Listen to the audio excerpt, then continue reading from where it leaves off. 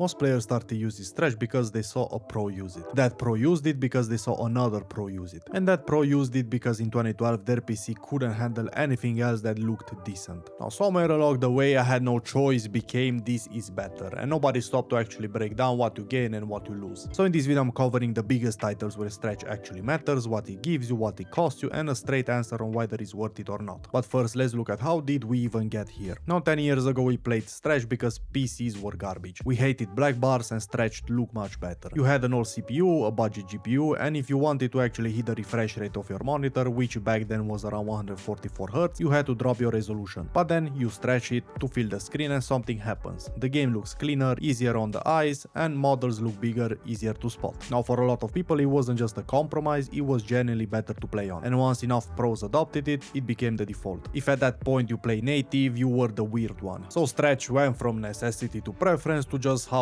everyone plays. And the pros who grew up on that never had a reason to question it. They went from bad PCs to tournament PCs and kept the same resolution because why change what works? And we watched them, saw their configs, assumed they were optimizing, but most of them weren't. They were just like comfortable. But the shift is real at this point. 16x10 is picking up as the middle ground, more players are trying native, and as 60% of CS2 pros on 4x3 stretch has been slowly dropping since CSGO. It's just like mega slow because habits die hard when you've been on something for like a decade. So if most pros didn't choose stretch because it's better, what does it actually do to your game? Models look wider, we already covered that, but it's not just models. Your crosshair changes too. It looks thicker, longer, and for a lot of people, especially in CS, that's a big part of why they can't go back. They've been aiming with that crosshair for years, and on native it just looks wrong to them. It's one of those things that sounds small, but it generally affects how confident you feel about your aim. But what most people don't really think about is everything also moves faster across your screen. Same player running the same speed in game looks like they're flying because the image is stretched out. And the part nobody wants to talk about, you lose a serious chunk of your peripheral vision. How much depends on the game, but in CS2 you're going from around 106 degrees on 16x9 down to roughly 90 on 4x3. Of course these are like rough numbers, I don't know the exact ones. Now the things I want to clear up because they never die in the comment section. First, your sensitivity doesn't change on stretch. Same mouse movement, same distance in the game. It just looks faster because the image is wider, so your brain thinks you're covering more ground. If you switch to stretch and immediately drop your sense, you're solving a problem that is just not there. Second, hitboxes are not wider. What you see on your monitor doesn't change what the server calculates. Models look bigger to you, but the hitbox is the same size it always was. Wider on the screen does not mean easier to hit in the game. So you get wider models, faster movement, less vision, same hitboxes, same sensitivity. What the trade-off is worth depends on what you play, because not every game even lets you do the same thing, and that's where it gets interesting.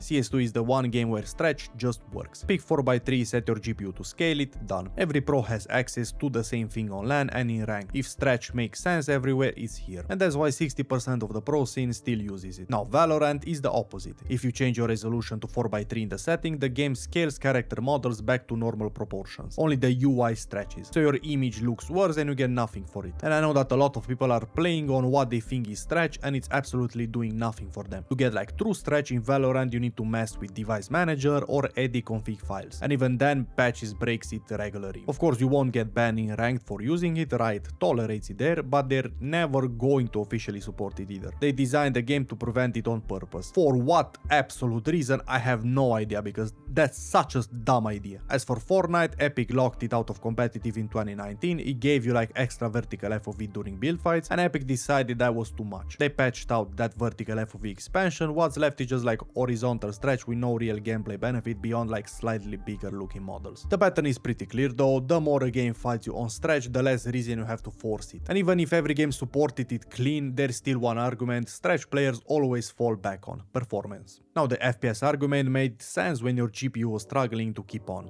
Drop the resolution, less pixel to render, more frames, simple. But in 2026, if you're on any decent hardware, your GPU is barely working in competitive games at low settings. You're already pushed like 300, 400, sometimes even like 800 frames. The bottleneck is your CPU, not your GPU. So dropping resolution doesn't give you more FPS because the thing that's holding you back doesn't care about your resolution. But if you're like on an old PC and you're actually GPU limited, then yeah, stretch can still help you squeeze out more frames. But for most people watching this on a modern setup, the argument is done. And the latency side, yes, from what I could find, technically fewer pixels means slightly less time per frame. But we're talking 1, maybe 2 milliseconds. Meanwhile, if you turn on reflex, which you should have on anyway, that will do way more for your latency and native resolution than Stretch ever did without it. Now the gap that used to justify Stretch from a performance standpoint has been closed by tech that didn't exist when people made the resolution choice in the first place. So if the FPS gain is gone on any modern hardware and the latency difference is basically nothing, what's left? To be honest, like comfort and just feel. Now that's a valid reason. Stretch is not a performance setting anymore, it's a preference setting. And there is nothing wrong with a preference as long as you know that's what it is. So here is what I'd actually tell you if you ask me. If you've been on Stretch for years and you play CS2, just keep it. The game supports it clean, it's your muscle memory, you know the trade-offs, no reason to ruin what's already working for you. Now if you play Valorant or anything that makes you edit config files and disable your monitor just to get Stretch, just play native at this point. You're adding a lot of extra work and problems for something that is not even that good anyway for those games. Now if you're new to competitive games or you've never really committed to either one, start on native to be honest. You get more vision, cleaner image, zero setup problems, and you're not building habits around the setting that half the games out there are trying to kill. And especially if you want to switch games around, you might get used to Stretch on CS and then you have to do a bunch of stuff to get the same in Valorant, which is mega annoying, and trust me, I tried. Now if you still have like a monster PC and you're still on 1280 by 960 complaining you can't see people, try native for 2 weeks, not just like 2 games. If you hate it after that, then go back, no problem. But give yourself the chance to see what you've been missing. So Stretch resolution in 2026 isn't dead and